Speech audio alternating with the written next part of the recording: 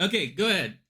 What's the main focus of your nonprofit? The biggest thing is teaching character. Because I found the ones that were really good champions, whether they won or lost, was their attitude and their morals that they had. It's tough to coach a player when the player wants to be by themselves. They don't want to share the ball. They're not teamwork, or let's say they downplayed other students. So I was thinking, how can I teach them character to make them a better person at their sport? So, hi and welcome. This is Alec at the Redline Podcast. My friend Ron Walker. Yeah, from St. Louis, Missouri. We never missed church as one of the faithful things my dad always took us. And I'd say, "Oh, Dad, I don't feel good." "Nah, you're going." So no excuses. Yeah. So yeah, it was good. How you came to faith in Jesus? Okay, I remember all boys Sunday school class. Our teacher was a guy. He was a world-class windmill softball pitcher. They don't do that anymore because I think their arms got all worn out too quick. But he was really good, and he would always allow us to play, speak, and talk about sports for the first 5 minutes. And then he goes, "Okay, guys, we're going to start class." And I remember him asking, "Okay, now's the time. Do you want God in your life?" And I said, "Absolutely." I had been listening. And so I raised my hand, and that's when I gave my life to the Lord, and that was 1964. Wow. So is that 60 years? 60 Yeah, that's 60 years ago. So you 4 years old? No, I was 12. 12. Yeah, it's called Champions in Sports. I came up with that. I've been a referee for 42 years, 3 different sports, softball, volleyball, and basketball. And over all these years, I saw a lot of champions. So I decided, let's do a Champions in Sports. And what does all that entail? So that was my title. Or not. Okay, but I mean, drill down what your ministry is all about. Okay, well, I don't have my mission statement in front of me, but you can go find it. ChampionsInSports.org. I'll put it right here. Okay. It'll be right here. Okay. You'll see it. Okay, go ahead. What's the main focus of your nonprofit? The biggest thing is teaching character. Because I found the ones that were really good champions, whether they won or lost, was their attitude and their morals that they had. It's tough to coach a player when the player wants to be by themselves. They don't want to share the ball. They're not teamwork, or let's say they downplayed other students. So I was thinking, how can I teach them character to make them a better person at their sport? So why is it valuable in sports? Well, I've talked to several coaches, and they said, please teach these junior hires good character. And by the time they get up to me as a coach in high school, they're so much easier to teach. Ron, I don't really care about coaches. I don't give a crap about coaches. Yeah. Tell me why it's good for a child to have good character and why it matters in sports. I mean, if I'm a parent or if I'm a child, either when I get to my adult years or when I'm raising a kid, why does it even matter that a kid who's learning how to play basketball as a little ankle biter needs character? Yeah. Well, I don't want to make it easier for coaches. Besides sports, that's not what most of them, only about 2% make it to the pros, but most of them are not going to go that far. And so they have to have good character at their jobs, in their marriage, and throughout all of life. they need good character. And so it all relates, life itself and sports. It all relates together. But when you get out in life, if you don't do good character, you're not going to have fun. You're going to be sad and say to yourself, how did I get in this position? Mm-hmm. Because you didn't have good character. Okay. So good character is important because it makes you have more fun. It makes you a happier person. I totally agree with that. Mm-hmm. I think that you're saying that having good character actually makes you a better athlete, but I haven't heard you say it exactly. Are you alluding to the fact that good character makes you a better athlete in the long run?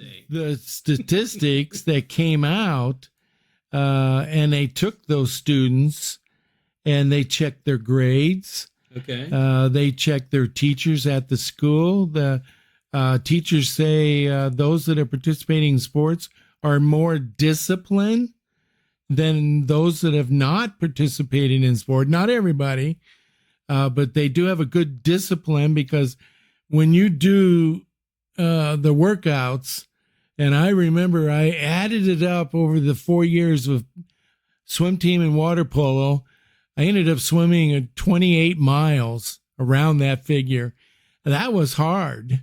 So if you're going to participate, you make a choice to work at that. It's not easy.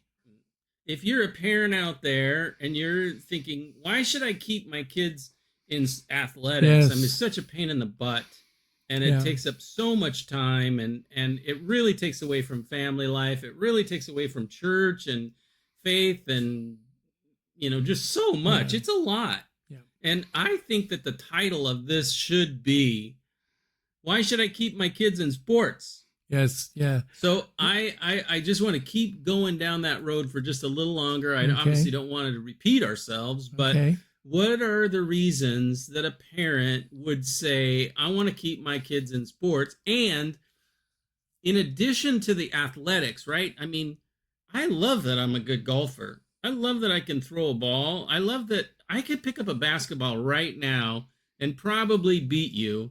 Not just because I'm a good athlete. I can still play tennis. I can still play golf. All the things that I learned as a kid, I can still enjoy, and I do enjoy tennis and golf and pickleball and football if it comes to it. I mean, I don't play tackle anymore because I'm old. But why should parents leave their children in athletics? But if we teach them good attitudes, and say, well, they must be kind of hurting if they're cutting you down. And if they're taught to love in spite of what's being thrown at them, that's the learning time. And they have to either give up and be sad, or stay in the game, step up to the plate and say, hey, let's get this solved. They need to be loved. Most likely they're hurting themselves when they want to bully somebody. Mm-hmm. So you got to step up. And if you got a family that really teaches the love in the right way, and that's thinking more of others' interests before yourself. Don't put yourself first all the time, but think of their interest. And when somebody thinks of your interest, you're my best friend now, So it works. It works. All right. He's Fellowship of Christian Athletes. Oh, Brett Gillen. He's been on the podcast. Yeah, Brent's been here. And I'm kind of a sidekick. Whatever talent I have, I made it available to him. We're in 11 campuses right now, and I would like to see us double that. We're looking for teachers to step up and be a sponsor with a kid that wants to start this Bible study on campus. And those that are not athletes, there's an organization called Urban Youth Collaborative, and they can go and step up and go to that Bible study. I'm not an athlete, but I would like to come. Well, they're getting started on Bible studies also on campuses. That was Urban Youth Collaborative. If you hear about it, my high school water polo and swimming coach, my friends were saying, Ron, come out and join the swim team. And about the third lap, I'm going, this is too hard. And the coach leaned over and said, Ron, you can do this. And so I have that phrase on the back of my business card. You can do this. That's all it took. 4 years later, he called me into his office and he says, got something for you, Ron. I nominated you. And this is all the players in the United States that played in water polo. And I made All-American at that level. And of course, I think probably they picked 70 players. Probably the first 5 players were from California because they play year round. And here I am in St. Louis and we're only seasonal. Well, but I think kids have to have a foundation. They've got to have some tools. How can I become a champion even when we lose? Mm-hmm. How can I go home and be a sensible son or daughter to my parents and say, hey, how'd it go? Well, we lost. But why are you so cheerful? Well, it was great competition. They were just a better team. So you can start with a good attitude. If you're all bummed out all the time, every time you lose a game, you're not fun to be around. So you've really got to have an attitude of I'm out here not only to do my best, but I'm out here to have fun. Yeah, I've found that everybody in society, whether it's sports or any activity that people participate in, everybody wants to be accepted. And it's amazing. We even dress a certain way to be accepted. We talk a certain way to be accepted. We join different organizations to be accepted. So that key to being accepted, that's what everybody goes through. And secondly, everybody wants an identity. What do people call you? And sometimes they nickname you because of something you did or whatever. So you want that identity. You don't want to be called the loser. You want to be called, hey, he's my champ, man. Did you see the shot he made last game? It was awesome. So you want those compliments and have an identity. And thirdly, you want security. And I pray for kids that did not have a mom and dad and they're in the foster care system. Hey, you're my champions. And so, but those who do have parents, sometimes, they don't always build you up, but, there's that security in a home that's always craving, I want to be safe. And when you're not safe, you make bad choices to try to find how can I be safe. And lastly, you want to have a purpose. My purpose, I was a forward in water polo, so my purpose was to score goals. Mm. And so you have a purpose in sports. In football, you have different positions. Basketball, if you're really tall, you're a forward. So you have different positions and you have a purpose. And when you fall into that purpose, you got your niche. And so in the process of all that, you're going to make a lot of choices. And so I really gear into thinking about all the choices because you got a lot of voices that are being thrown at you. You got a coach, you got a teacher, you got your mom and dad, you got your friends at school. They're all throwing all these thoughts, and some of them are not very pleasant. And you want to think, well, do I join in with them to be accepted?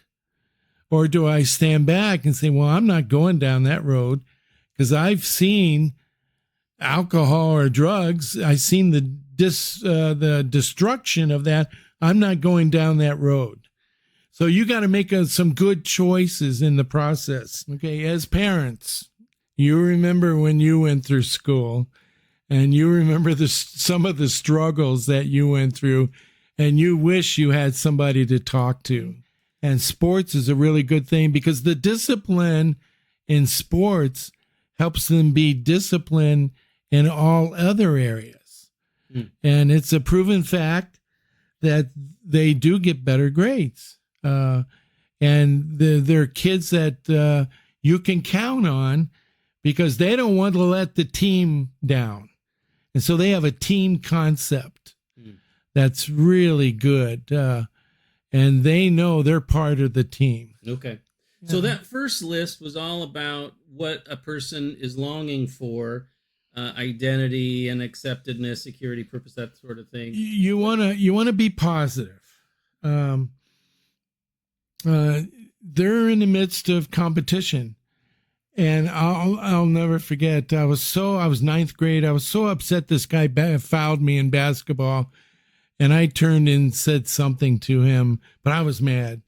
But see, if you're preparing yourself, you don't have to get mad and step over the line that it's too bad. You don't want a player pounding the floor because they messed up and they disappointed everybody.